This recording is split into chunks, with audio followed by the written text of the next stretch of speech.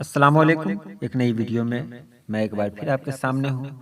آج کی ویڈیو میں ہم جانیں گے بولی اور زبان، بیاض اور تذکرہ، کلیات اور دیوان، اور تصنیف و تالیف میں فرق، دبستان اور جمالیات کی تعریف۔ یقیناً یہ ویڈیو اچھی رہے گی، تو چلیے ہم سیدھے سیدھے ویڈیو شروع کرتے ہیں۔ سب سے پہلے جانتے ہیں بولی اور زبان میں فرق۔ زبان کی ابتدائی سطح بولی کہلاتی ہے، جو روزمرہ کے معاملات، کاروباری لین دین اور سماجی روابط کو بحال اور متحرک رکھنے میں ممد و معاون ہوتی ہے۔ عوام کی اکثریت زبان کی اسی صورت، پرت یا سطح سے کام چلا لیتی ہے۔ یعنی بولی اسے کہتے ہیں جو زبان کی ابتدائی سطح ہوتی ہے، یعنی ہم ڈیلی لائف میں جو کچھ بولتے ہیں وہی بولی کہلاتی ہے۔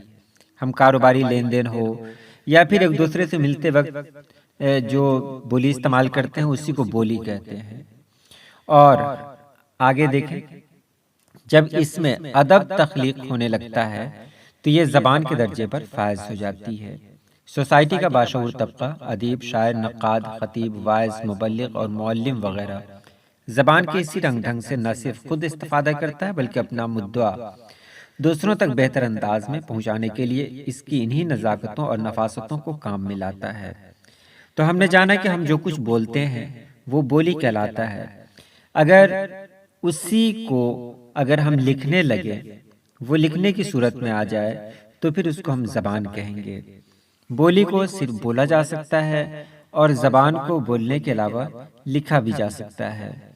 تو یہی بولی اور زبان میں فرق ہوا۔ اب آگے دیکھتے ہیں بیاض اور تذکرہ میں فرق۔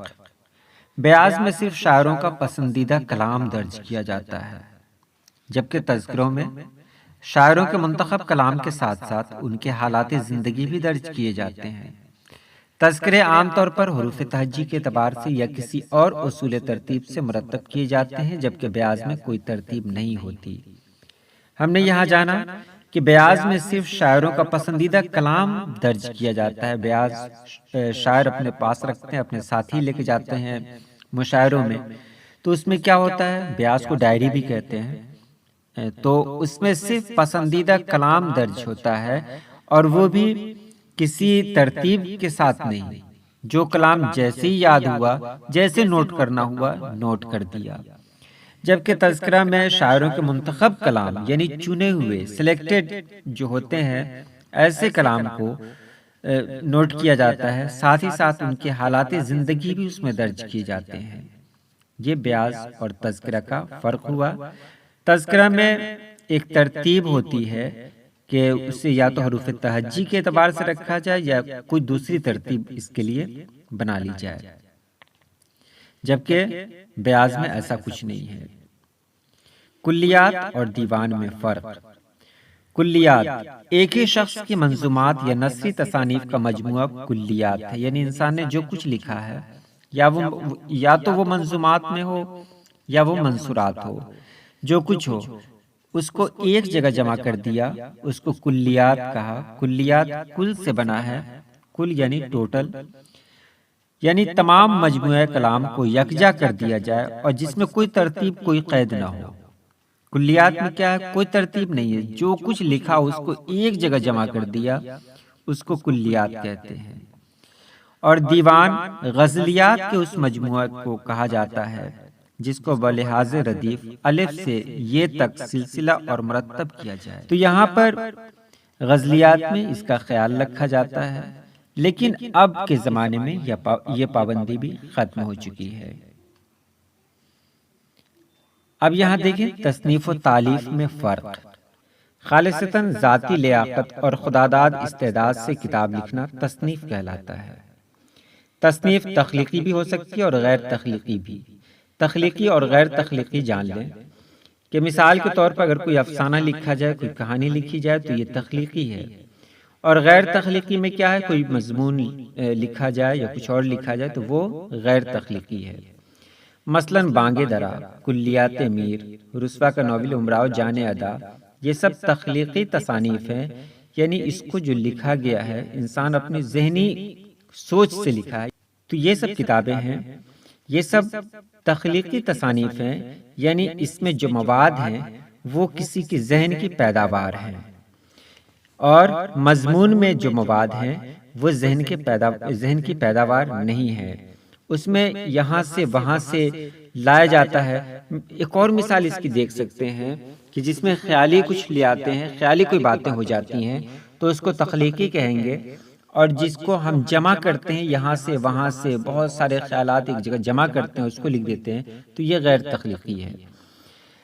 اور ہاں، تو یہاں یہ بات بھی خیال رکھنا ہے کہ ہر تخلیقی کتاب تصنیف ہے، لیکن ہر تصنیف تخلیق نہیں ہے، اس کو یاد رکھیں گے۔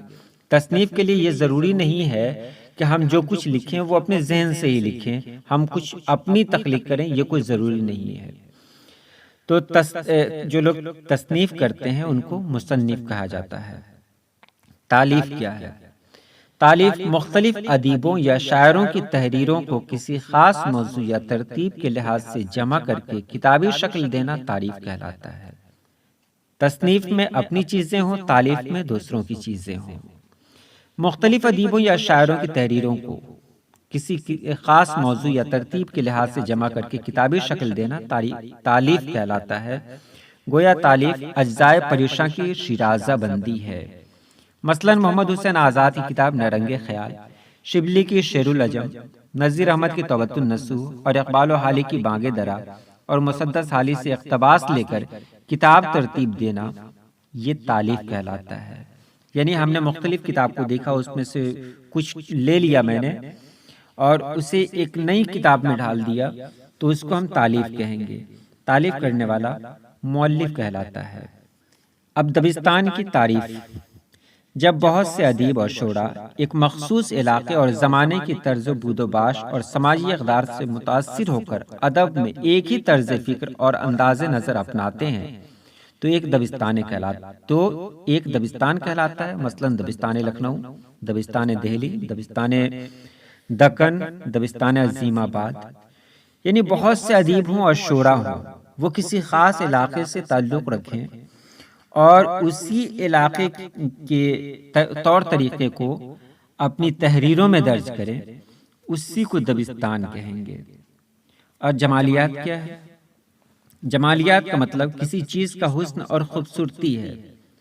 قاری یا نقاد کے ذہن پر اچھا اثر چھوڑنے والا ادب اپنی خوبصورتی اور عمدگی کی وجہ سے پیدا ہوتا ہے۔